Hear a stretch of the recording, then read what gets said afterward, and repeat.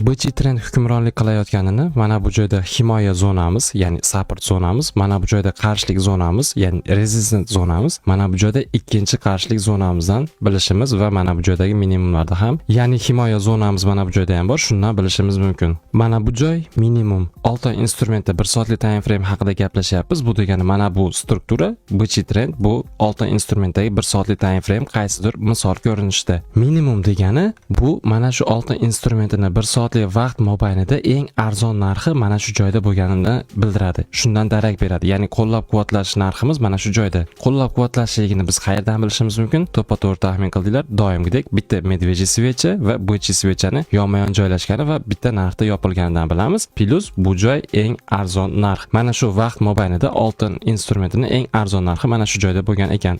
Ekranda o'ng tarafida har doim narx-navo joylashgan bo'ladi. BC Trend bu joyda hukmronlik qilayotganini biz mana bu himoya zonasi arzon narx o'zidan oldingi himoya zonasi arzon narxidan ancha balandda turibdi. O'tmishda yana qayerdadir qarshilik zonasi bo'lgan bo'lishi mumkin. Mana bu joy qarshilik deylik. Mana